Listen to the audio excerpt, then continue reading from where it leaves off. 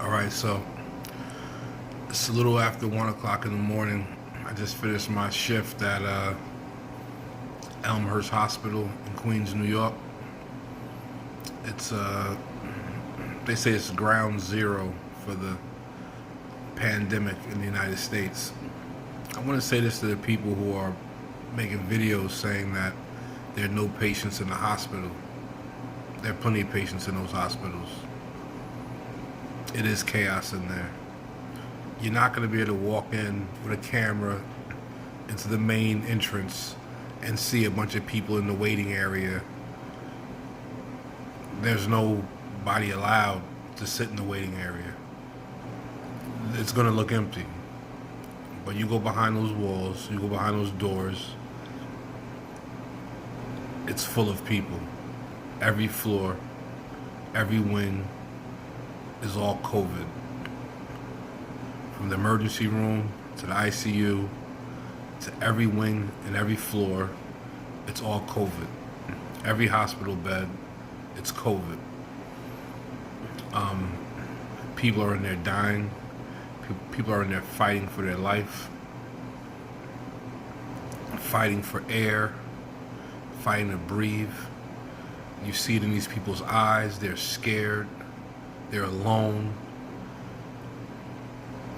It's not a game.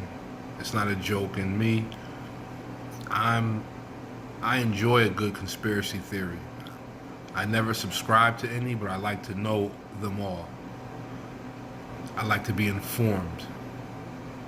But I do know that I don't know what I don't know. I don't know how this is being spread.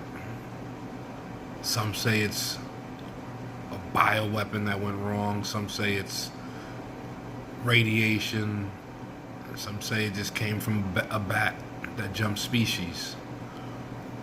I really don't care so much about where it came from as much as the fact that it's real. For all you people who say it's radiation poisoning, none of you will walk through that emergency room without a mask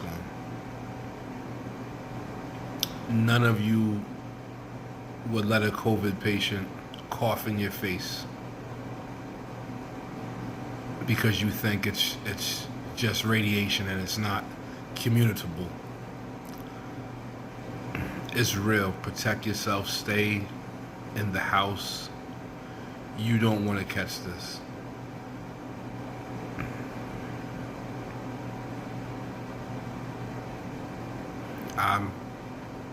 I see it firsthand. And believe me, I'm not part of the establishment, and ain't nobody put a dollar in my pocket to say that it's real.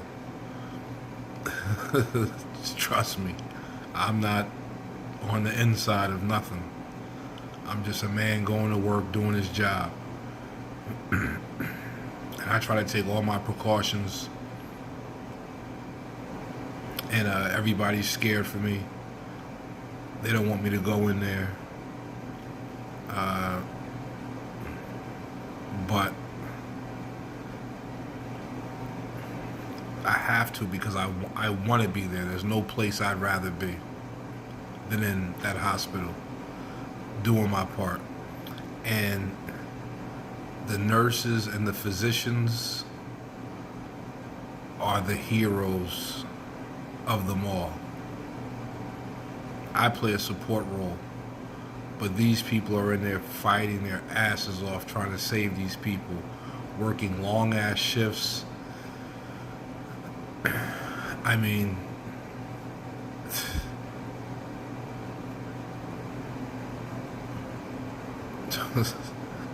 it's very real. It's very real, and it's very sad when you're in the ER and you see 8 doctors and nurses around a person trying to intubate him. This guy's fighting for air. He can't breathe.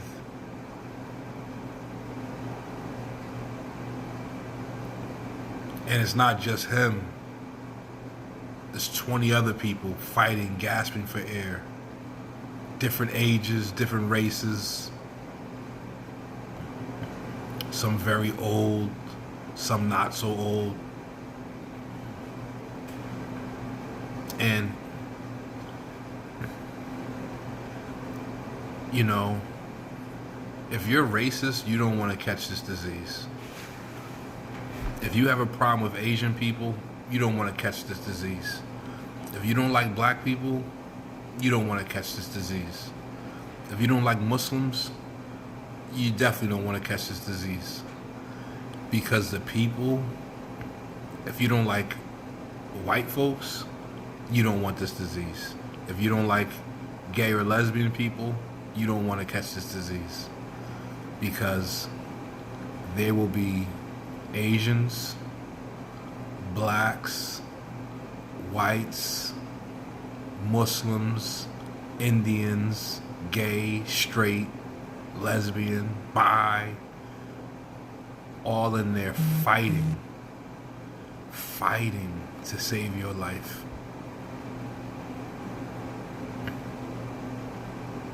They don't see color in there.